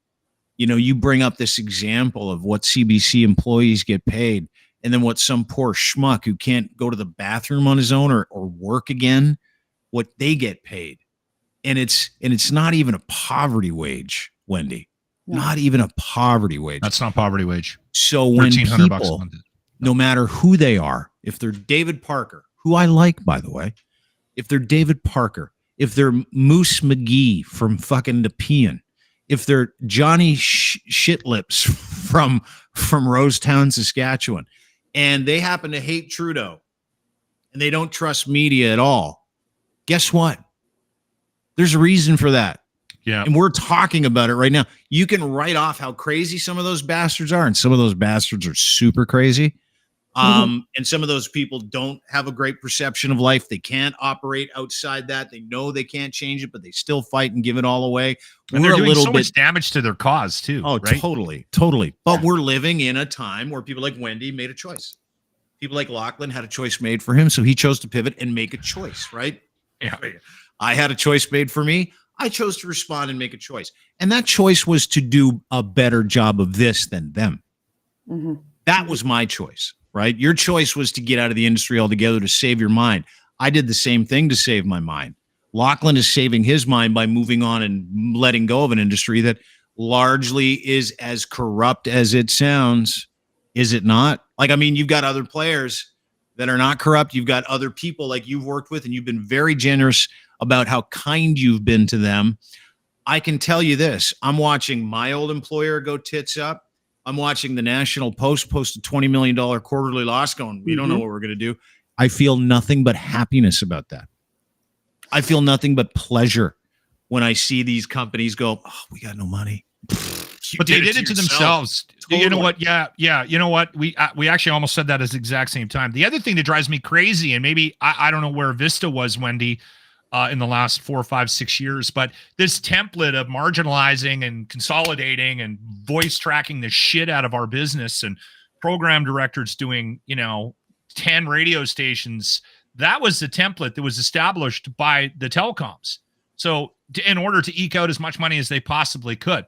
Yeah. And they continue to do it. And then it's the smaller companies, the thing that is making me so angry, it's the smaller companies that are adapting that same sort of template for demise of the industry, not even success. It doesn't work. We watched it not work. We've watched it for 20 plus years not work. And these companies continue. Now that the smaller companies are doing it. And I realize it's a money-based decision in a lot of cases. But I've said this out loud. Give me a stick. Give me a stick and leave me alone. I will make that successful. And you know what? It's not going to be about fucking Bryan Adams going to Metallica. It's not going to be about some magic music mix that's going to get everybody to listen. It's going to be about being live 24 hours a day and having people on that love doing the job and maybe giving them some damn information, like giving them an opportunity to pass on information. It would be a lot more work. It would be a lot harder, but it's possible. And that's where you and I kind of agree. And when we've been talking about before you coming on in the DMs and Twitter, you and I were on the same page. It's not being run properly. They're doing it to themselves. And it's hard to watch when you know there's still a whole bunch of people in this business and outside of the business that would love it, would love the business. Like, I'm that guy. So there's a couple of issues here. Number one being that they are voice tracking too much. Live morning shows absolutely have to happen. And I do know that my former company does do live and believes in live morning shows, and the people that are doing the morning shows have to live in the community, live, work, and play. But here's the rub. You have to staff it, and you have to pay your staff. Yes. Because if you're not staffing it, you're going to get Wendy Grays 5, 6, 7 times over in a year. You're going to get people that are saying, what am I doing? Wearing 3 hats, doing 4 jobs. And you got to pay them. I mean, radio historically pays so frickin' low. I mean, when program directors of radio stations, $1 million radio stations, need to go out and deliver pizza to make ends meet, that's not sustainable. Pay them. I remember one time. This is always the grift of radio. And the more time I have out of traditional media and that specifically that radio industry, and keep in mind, I was very privileged, right? I mean, you're familiar with me. I had a really great run. I made lots of money. We had a 40 share. It was I had a great time, great life, gave me everything I have. So I'm really appreciative, but I'm appreciative of the essence of what I did. And I was really good at it. Still am. But still modest too. Thank you very much. Yeah, no, I Dean 1.5. I went from Dean 1.0. Then for a couple of years, I was Dean 2.0. I'm like a conglomerate of Fat Dean, Skinny Dean now. It's like all coming together. I miss Fat Dean. Well, he's here. He's coming out a little bit today, so enjoy it. So Fat Dean got treated really, really well. He understood what the game was, though, right? Specifically towards the end. Because if there's one thing I was really grateful for, I was in all of those meetings. Like I was part of meetings where guys are like, hey, we need to interview these guys. By the way, don't talk about these things because that's going to affect my individual relationships at the cricket club in Toronto. Or, hey, can you interview my buddy who owns an office supply store? By the way, they outfitted the entire new chorus building with office supplies. I told them that you would interview him. So it's a big favor to me. And when the president of your company tells you to do it, you fucking, yeah, for sure. So you bring someone on, you're like, so tell me about your new chairs. I'm like, I couldn't be less interested in this shit. So there's always stuff like that, right? There's always stuff like that. But in the big scheme of things, to your point, I had an intern. Keep in mind, I'm making like a lot of money. Everybody in the station making a lot of money. We're $21 million in revenue every year. 15 of it came from the morning show. We were really friendly with sales. We did a great job, all those things. I had an intern that was our producer that was making $7 an hour. And I had to give him parts of my bonus just so he could eat. He was also a barista when he got off the air. When he was done that, he would go change tires for a few hours at night.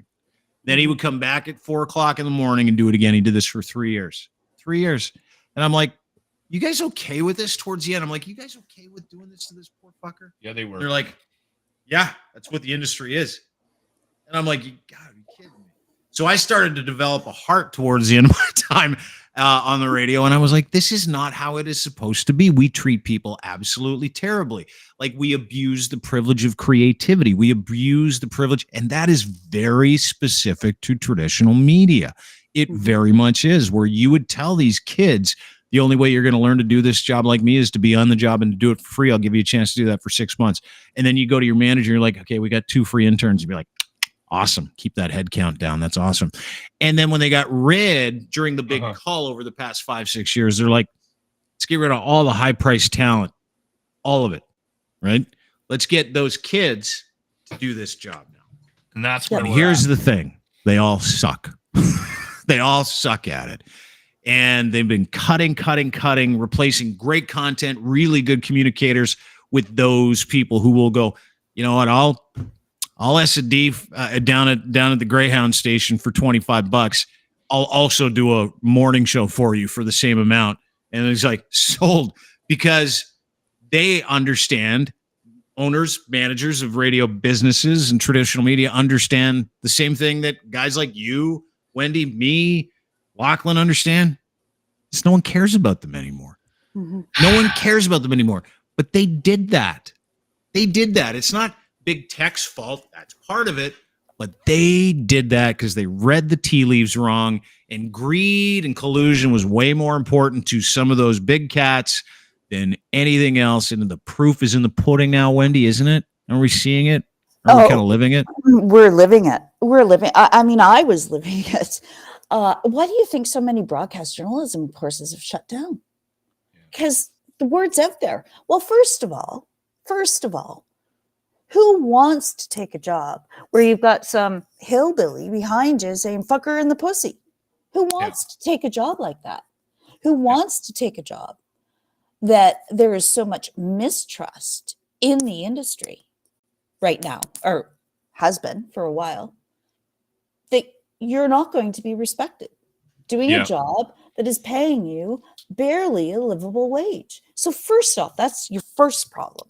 Your second problem is the schools. I don't know what the hell schools are teaching people, but I became a very well-paid comma replacer.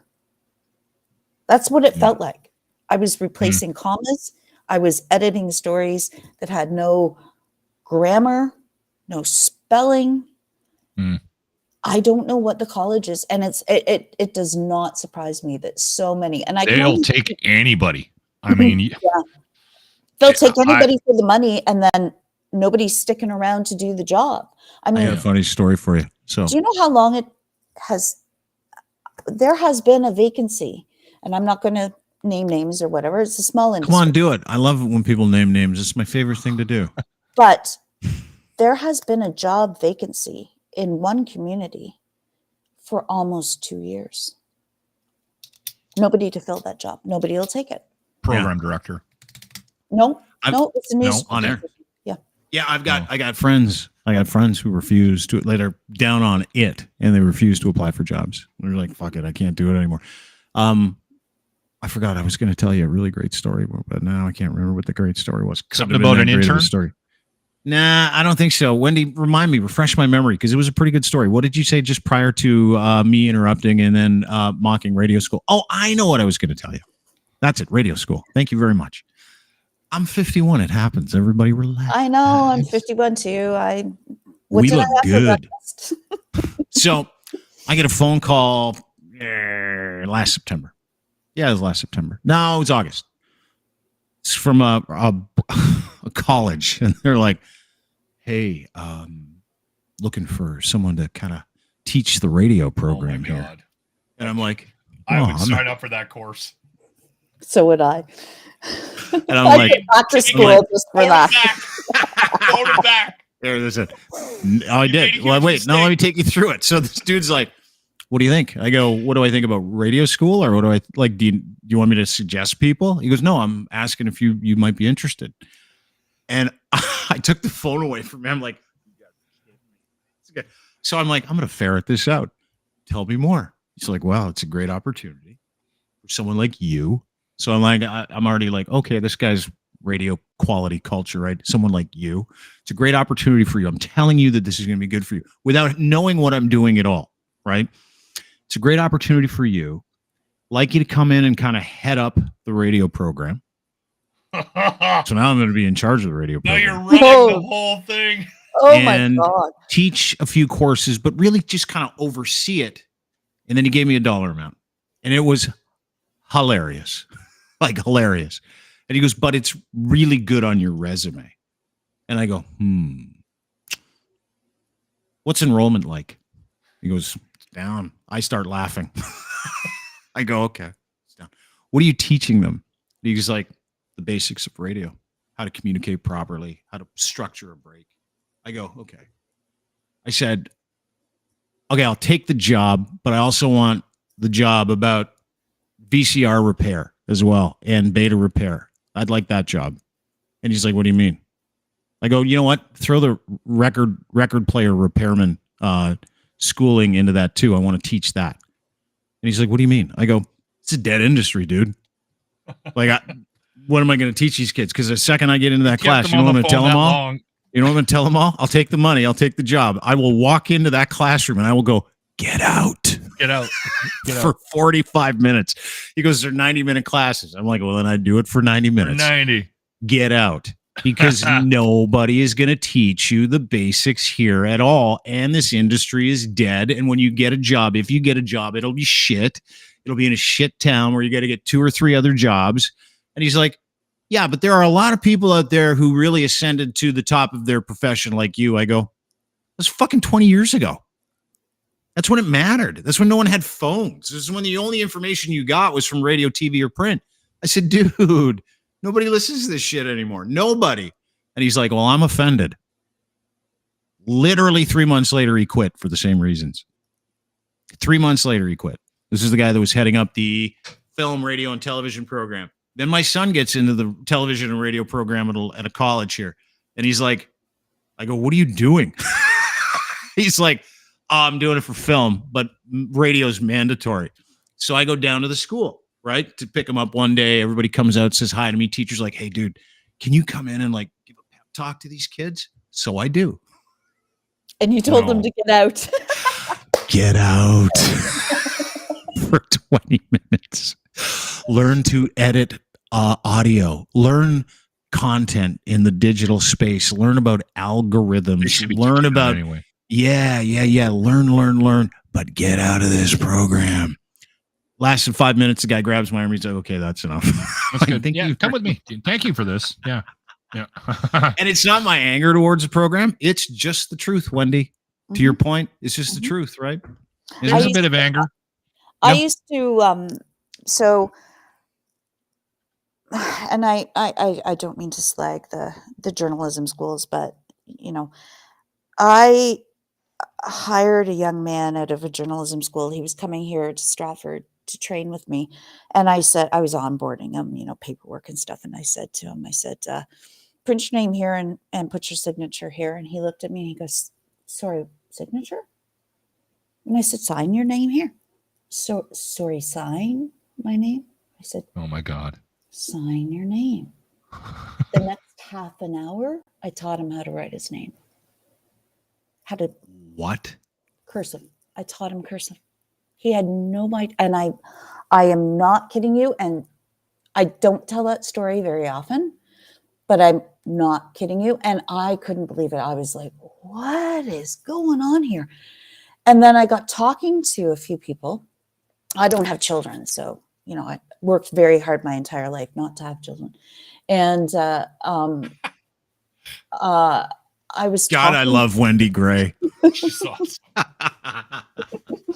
I was talking to people who have children, and I said, "What if they go to the bank? Like, how do they sign up for a bank account?"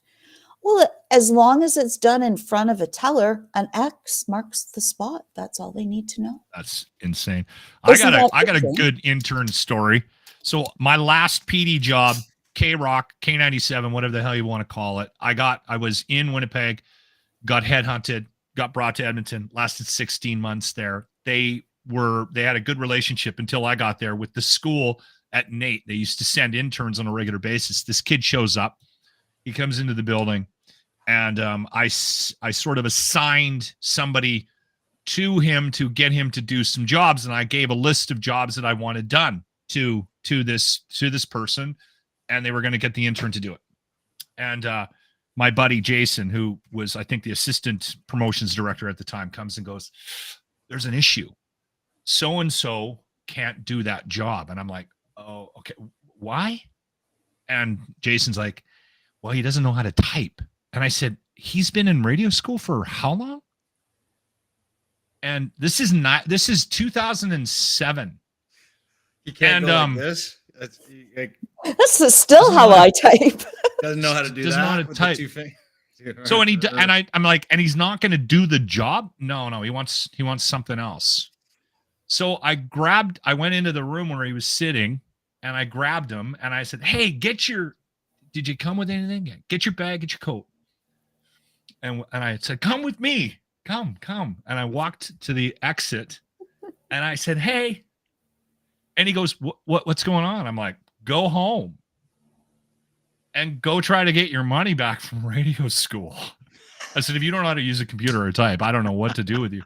And he goes, "You can't fire me. I'm here for free." And I went, "Actually, it's easier. Go get in your car." Yeah. That's the whole idea behind those internships. Yeah. Go home. That was the last intern they sent me. Yeah. That's where we're at with interns. And that was 2007. I think it's illegal to have interns now. I think that, like, it's in certain aspects. That was probably because of you. Probably. I know. I wasn't very nice to some of them. I feel terrible about it. Really. Yeah. Like, we had one intern. We did staple gun spelling bee with him. We give him words like onomatopoeia or vacuum, and we give the guy who was fighting against the word like cat or fan, and then because I just wanted to hit him with staples and get that reaction online. It was like, that's all I wanted out of the dude. And then then we did another thing where we fed him way too much meat. It's like, it's a long story. Oh, yeah. Anyway, but do I that was the game back then. Yeah. Like if you understand radio, that was like, oh, you had a minute to catch people's attention. So you did outrageously funky stuff. Yeah. And now everybody's like, no one's listening. Why bother? Right. That's the theory I get, because that was the kind of I think there's also there's a fear now to do anything that would remotely put you in jeopardy of losing your job, right? So anybody with any sort of show that steps outside of the lines, is probably going to be in trouble. Yeah, because the lines are just so crazy. woke. Yeah. they are. Wendy, aren't they? I got fired for that. I was like patient zero for that too. It was like Dean started that ball. Yeah. I know the story, Dean. I know the story. Yeah. Do you know the story? Yeah, a lot of people in Canada know the story. It was not a lot of people. They get fired. It's not a lot. I'm pretty fortunate. That was front page news for a couple of weeks. It was like across Canada. Well, Wendy would have known about it too, because she would have been covering that story, right? And to that point, let me just kind of take you through that real quick. This really proves your point about collusion and the overly woke attitudes. So when I get fired, my company spent hundreds of thousands of dollars giving that money to a company called Navigator. I'm sure you're familiar with who Navigator is, to paint me as this extreme homophobe, right? Now, what do you see in news media today? A lot of that, right? This is nonstop. The kettling of, you said this, so that means you're this. It's like the Nazi dinner party bullshit, right? Oh, that means you hate all gay people if you crack a gay joke. No, it doesn't. And I didn't crack a gay joke. I made fun of a rapist, rape people. And they're like, yeah, but some gay people are really upset with you and you make a lot of money. So we're going to give a whole bunch of money to Jamie Watt at Navigator. Jeff Ballingall was there at the time. He's currently suing me as well. It's the best from Canada Proud. And the whole idea behind it was, how can we turn this into reputational Armageddon for this man who's made us millions and millions of dollars?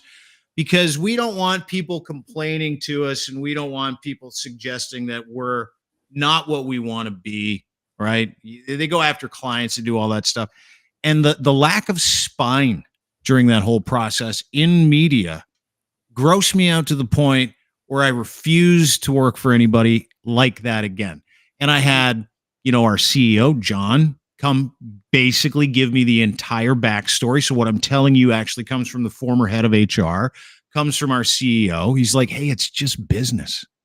That's what he said. It's just business. And I go, dude, it's just my fucking life.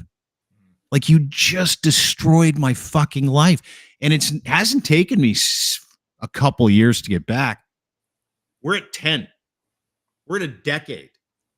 The decade of damage that these people have delivered on me and my family, all because it's just business in media.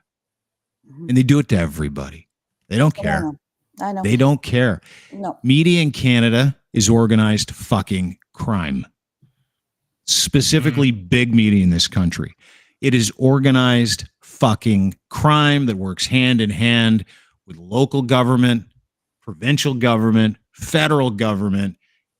And the second you become a problem for them, that is the only thing they give a shit about, is how do we put a bullet in that guy, these people, those people. Guess what? The fucking watershed's here, Wendy. Lachlan, the watershed's here. We are bigger than them. People trust us more than them because we don't steal government money and fire human beings. Because we can literally stand on our bias, and our bias is, yeah, they're all corrupt. We're not. And that is the truth.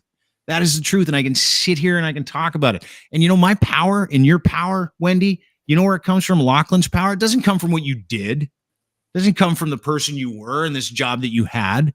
That was your identity for a long period. That was my identity for a long time. It comes from giving yourself that agency. And there are a lot of people left and right, hillbillies, wokesters. There are a lot of people out there that go, we don't trust any of them either, right? So all we do is we feed trust into those communities now. We feed hope into those communities. We listen to everybody. And the other thing is, we don't fuck people over because I'd like to make an extra couple million for some shareholders here. We don't do that. We can't do that because we don't have that kind of money. So it prevents us from being financial assholes. But media in this country, and to your point, all of these things in a big blender, they did this to themselves. And they lost a beautiful fucking employee in Wendy Gray. They lost a wonderful impact broadcaster in Lachlan Cross. And here's the thing, is they've radicalized me into telling all of their stories, into talking about how corrupt that industry is against the people who own their licenses. So unless we all decide to do something like this, they're going to continue to get away with it, and then they're not going to get away with it because they're broke and they're valueless and they have no virtues.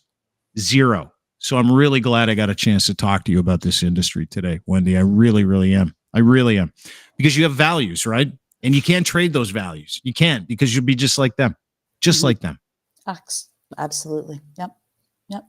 Yeah, it's become the kind of industry that you don't know who's telling the truth, who isn't telling the truth, who's blowing it up to get hits, to get ears, to get eyeballs. It really has. Yeah. It's funny. My partner, big Twitter fan, bit right. He'll say to me, even now that I'm out of the industry, because he knows I still consume news, and he'll say to me, he'll see something on Twitter or X or whatever in the heck they're calling it, and he'll say, "Have you heard about this? Do you know if this is true?" And I'll say to him, "Oh my God, no, it's not true. It's just somebody on Twitter blowing it up, you know." So I'm actually his fact checker. I mean, I know Fact Check IO for you guys is a big thing, but I'm his fact checker, because otherwise he won't pay attention to the news because he doesn't trust it. Of course you don't. And you can't trust it when it comes. And here's the thing. There's no standard for that trust. There's no standard for that trust in a post-truth society, which is what we live in. And now everybody floods the zone because they're like, okay, you know, I don't know if you know this. Trust in mainstream media in Canada used to be like 5 years ago, it was like 58%, 59%. Decent number, right? Do you know what it is today? It's like 22. 30. Oh, 22. No. I was going to say 31. 22% trust in independent media. And keep in mind, I mean, you know, everything's so segmented now. Trust in independent media, that goes for everybody from us to Rebel News, right? Hill Times to someone who's not attached to any of those assholes. 70%. Wow. And so, to your point, your partner's going to believe anything out there that, because he does not trust mainstream media. He puts all his faith in other independent media outlets, and that has filled the void. That has absolutely filled the void. And it's very difficult for people, even in our situation, to maintain the business that we have financially, because we tell the truth. Because we'll talk to people who other people will go, that guy's a Nazi, that guy's a racist, that guy's this, that guy's that person's this. Like, well, I'm going to fucking find out for myself, because that's what journalism used to be for me, right? Is a conversation with somebody about what they do, what they're talking about, as opposed to the caging of someone's community into this, like, oh, you're just this, you're just that. Like, and so now we're all kind of running around going, well, I don't believe it if it doesn't come from these people, right? And mainstream media is dead. And to your point, this is the result. You know, you take government money, no one believes you. You lie enough, no one believes you. You give dividends to people while firing employees that work their dicks off for 25 years in copy, and you don't give them proper severance. You give that government money to yourselves and your friends. No one's going to believe you. No one's going to trust you. And that's kind of the benefit of the internet, to be honest with you. You know, like, people shit on social media, people shit on media, people shit on the internet, people shit on big tech. Anybody can flood the zone with information. We get it. I totally understand that. But the benefit, I think, to every single person is the internet uncovers as much as it does cover up, right? Is that you can get an unfettered look at someone's opinion, something that just happened on Twitter. It doesn't have to go through those filters of mainstream media and whatever it was that they thought they were. Now we're like, we don't believe that, because here's the truth over here, and it happened in less than 5 seconds. You guys haven't reported on it, and your version of that story is completely different and slanted to your culture. That's what the National Post is, right? That's what the Sun is. That is what the Toronto Star are. They are people that are chasing their fucking tails because they have lied to us for generations. Kind of the bottom line, isn't it? Yep. It's also the birth of guys like Trump and the politics we have of today as well. Oh, absolutely. Not that we should open up that can of worms because we've already. Do you know what? Do you know my brother? My brother's like, start a podcast, start interviewing politicians. You know enough politicians. You got their phone numbers in your phone. Start a podcast. Nobody watches television. Nobody listens to the radio. Oh my gosh. I can't even talk to him anymore. I'm like, I can't, let me get over this hump of PTSD and then maybe I'll think about it, but not right now. How are you doing? I'm good. How's your health today? You okay? Yeah, no, I am much better. I feel so much better. Good. In fact, I think my shrink thinks I'm amazing because he hasn't seen anybody wean themselves off the meds. I didn't like it. Did you get the head buzzes? Did you get the head buzzes? Yeah. I had those for 6 months because I just stopped like an idiot. It was the best. No, I'm doing so much better now. So much better. Healthy, happy, Yep. Living. Walking the dog. Walking the dog, yeah. Walking the dog at night because nobody's threatening me anymore. Speaking of Wendy, dog. This has been awesome. I gotta thank you. I called Dean when you reached out and I said because we sometimes get in our own heads a bit about the inside baseball stuff.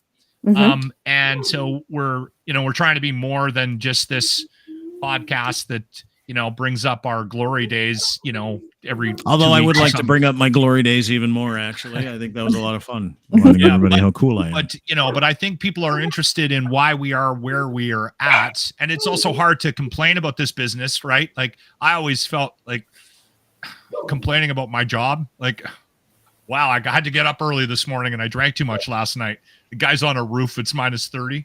Yeah. He's ready to drive down to the radio station, drag me out of the booth. Yeah. Give me a dose of a real job.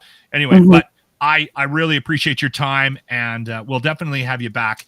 Your insight into how, where the industry is at and the state of news and how people consume news is very interesting, especially considering you still have sort of a positive slant on this. And I think that's how you and I kind of connected because I think you were surprised that, after being shit canned, I was still saying this is a good business. There's something here. It's just being run poorly, right? And that's how we came together. Yeah. And I think the future of radio is not Bell, Rogers, or Chorus. The future of radio is the My Broadcasting Corporation, the Vistas of the world, the Pattison Medias of the world. Oh, well, Pattison's cut a lot too, but it just they have to staff it. Those little guys need to take it back. Yeah. They need to take it back. I think there's viability there, but they need to staff it and they need to pay it. Yeah. And you know what? Because all of these schools are dropping courses. Hey, how about Pattison, Vista, My Broadcasting, all of these little, and I shouldn't say little independents, are becoming huge now, but all of these independent companies, why don't we start a school? Start training journalists. Start hiring Dean Blendells to do a great break, or Laughlin's. Well, okay, that's a stretch. Dean, maybe not Dean. Yeah, maybe not Dean. Hire Dean to teach the youth of today. but do you understand what I'm saying? Yeah. Let's teach them radio. Get back to the grassroots. Yeah. You know what? There's even a better idea, Wendy. Screw school.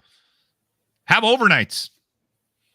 Have live overnights again. Like, I mean, I saw the death of our industry when we started like voice tracking, right? When I realized that Andy Frost was on 50 radio stations. Yeah. I'm like, it's over. It's over. We're killing ourselves. Or when we can't even run weather forecasts overnight because there's nobody in the building past. We're going to get AI to do that, Wendy. Yeah, AIs, DJ AIs. Pro 8000. Yeah. Great. Yeah, for sure. Really good. Yeah. Anyways, guys, I have to run. Yeah. Appreciate you. Great to meet you, Wendy Gray. Thank you so much for spending some time with us. We'll talk to you soon. Wendy Gray, former broadcaster, chopping it up with us today. A lovely lady. Smart. That was awesome. Yeah. I knew you'd like it's that. not really. We didn't get too grievancy. No. But Industry I sucks. understand whenever we have one of these in front of us, you and I have the same concerns. Do people want to hear us talk for an hour and 30, 45 minutes about our business, right? But I think they do, because there's more to it than just a couple of old school radio guys, talking about what they used to do. Yeah. Dude, there Well, are a we're lot not- of we're those not doing podcasts out there. Yeah, there's some in there. They're not well attended podcasts. I'll tell you that. Guys going, "Oh, my boss was a dick.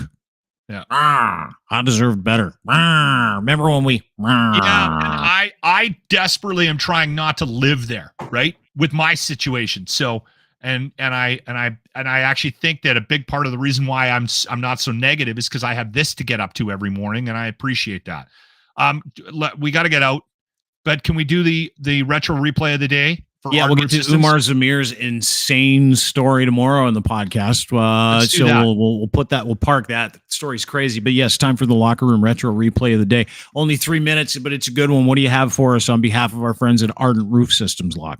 Yeah, this was, by the way, sign up for the golf tournament by going to the webpage, ardentroofsystems.com. We will see you at the tournament July 5th, the ranch, great cause, Stollery Child Life program.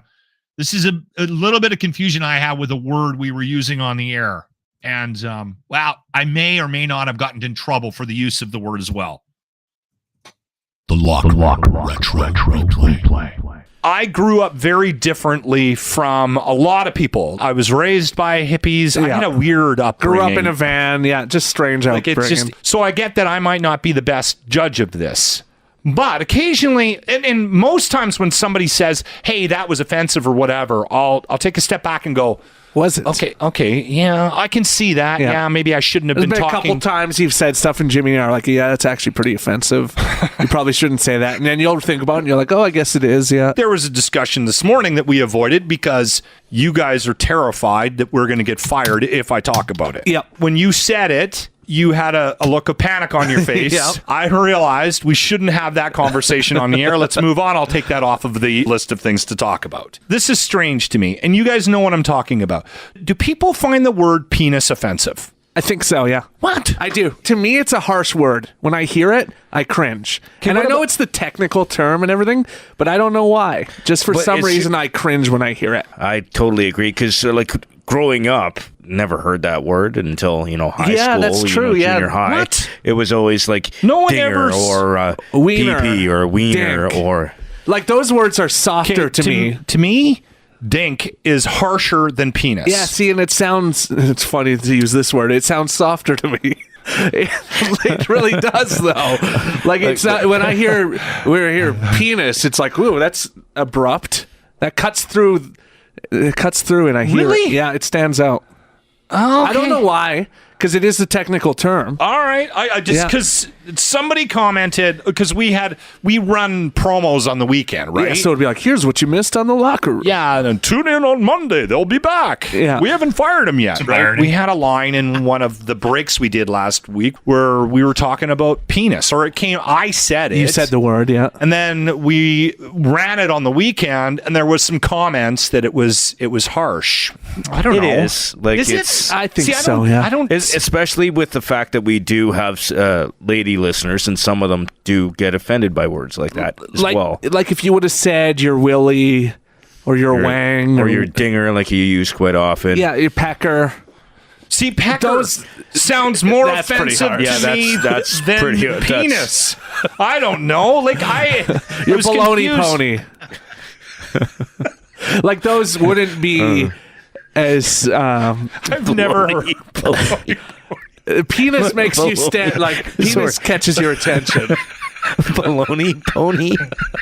I have to be done now. How many different expressions can we use for that word right now? I don't know, but I'm going to be calling it my baloney pony from now on. Love stick. That's a good one. Right into Gowan. Your criminal mind. Music choices. is all I- It's worth not being in radio just so you never have to fucking play Gowan again, dude. again. If you're a music programmer or you're in charge of a music playlist, Yeah. and you wake up one morning and you go, we got to make sure we get some Gowan in today to enter. Just literally, it's over. Yeah, like it's over. Quit. Just give up right now. Like if Strange Animal is something that you think should be played on any rotation, on any radio station, I can follow. Anyway, all right. That and Corey Hart. Corey Hart can take a bullet. And anything too. by Honeymoon Suite. Yeah, Felix can fuck off too. Street Heart. Put Street Heart in can eat there. it. Like add Street Heart. You know what I wish we could do? I wish we could go back in time to prevent certain Canadian bands from ever producing a record. You know how they say you go back in time, you can't fuck with the timeline? I would fuck with Canadian rock and roll from like 1980 to like 2000. You got to push into the into the late 70s because you got to kill Rush too. I'm sorry. Ooh, I don't know if I could. Yeah, you can. Yeah. I don't know. I know Alex. He's so nice. Doesn't mean we have to hear it. I don't know. You should get Alex on, and we should like the both Guess tell him how Who? much we hate his band. I could legitimately have lived a better life and been a happier person without knowing the Guess Who existed. Seriously. These eyes. Come on, man. American woman. No, forget it. Forget it. All right. I think it's just because we've been fucking force fed that shit for so long. Anyway, it's 2 hours. I got to go. That was a good one. Good tilt. I'm glad today. it was intense. I'm glad we got a chance to meet Wendy. You know, anytime we get a chance to legitimize the extreme dumps we take on that industry, I'm a happy guy. Thanks for doing this today, Lachlan Cross. Find him and the Locker Room anywhere you get YouTube. You get the Locker Room on YouTube. Sub to his YouTube feed. You can also find him on Twitter at Lachlan Cross on social media. Anywhere you get Lachlan Cross, Facebook as well. Thanks to Wendy Gray for joining us as well. Thank you for spending some time with us. We really appreciate it. As always, we're brought to you by our good friends at Muse Massage Spa. Listen, my friends at Muse are giving you a deal. MuseMassageSpa.com. What's that deal? You gotta email them. Go to MuseMassageSpa.com. Ask for the Dean deal. I haven't had the deal. It's just a deal that they're extending to you on my behalf. So you go to Muse Massage Spa, go to the contact section, email Emily or Riley, and they'll give you the Dean deal. It's Body Rub Parlor, 1290 Finch Avenue West, Unit 13, Toronto, Ontario, MuseMassageSpa.com. And they've also got an incredible podcast called Muse on the Mic. Now, where can you get it? Patreon. That's where it's uncensored. YouTube as well. We're currently working on aspects of their podcast because in their supreme wisdom, Spotify decided it was too spicy for them, even though they have podcasts where Joe Rogan talks about blowing himself. So we're going to try and get that figured out for them. But you won't find two nicer women, two better individuals, two greater entrepreneurs in this game, and the more trustworthy educational experts when it comes to the sex work industry, advocate and sexologists, and their podcast is outstanding. I suggest you sub to their YouTube. Also suggest you sub to their Patreon, Muse on the Mic, Muse on the Mic, wherever you get the video version. Lovely ladies, very pretty, very smart, very educational. Check them out in line, and you can check them out at their location. Go to MuseMassageSpa.com for more details. Also brought to you by our friends at Can-Torque, making of rugged, hardworking torque wrenches in the leading industrial tool experts, giving you the very best in sales, service, rentals, calibration, maintenance, and custom fabrication of industrial torque tools. Colin's awesome. He's also part of the Tagliani Pinty's NASCAR racing team. Can-Torque is a sponsor. He races, and you can listen to that podcast. He's actually got Alex on it quite a bit. If you go to the Can-Torque website, which is brand new, it looks awesome. Unbelievable new website. You can check out their products, services, news, and podcasts, and you can also see what they do and what they can do for you, which they've been doing for heavy industry around the world for the past 20 years, from tools, rentals, calibration, services, repairs, custom fabrication, and distribution opportunities. Can-Torque offers you a complete range of services, products, making them your one-stop destination for all your bolting needs, saving you time, effort, and hassle. Cantorque.com today for more information. And as always, brought to you by FactCheck, FAKTCHEK.io.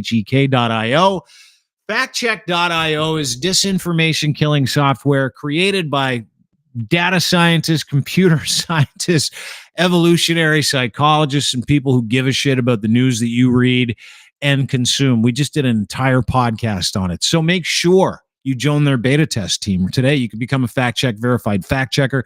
Go to factcheck.io for more details. Sign up there. You can also check them out at Crier Media.